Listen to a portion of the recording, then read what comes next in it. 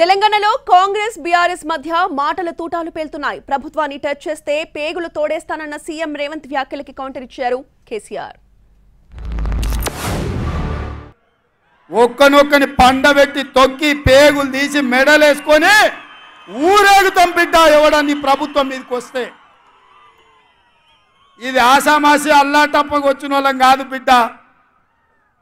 నల్లమల అడవి నుంచి తొక్కుకుంటా ప్రగతి భవన్లో ఉన్న నిన్ను కంచెలు బద్దలు కొట్టి బజార్లకు ఈడ్చిన బిడ్డను బిడ్డ. ఇక్కడి నుంచి వచ్చినోని తట్ట పని, పార పని, మట్టు పని, ముంబాయి దుబాయ్ వలసలు పోవడే కాదు బిడ్డ.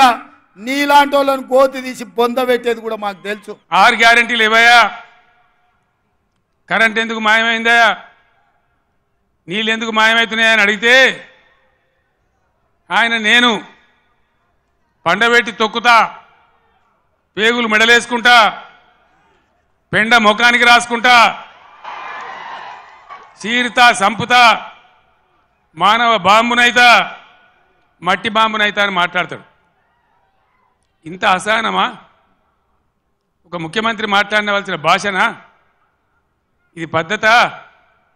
తెలంగాణ రాష్ట్రానికి, సమాజానికి ఇది ఒక గౌరవమా?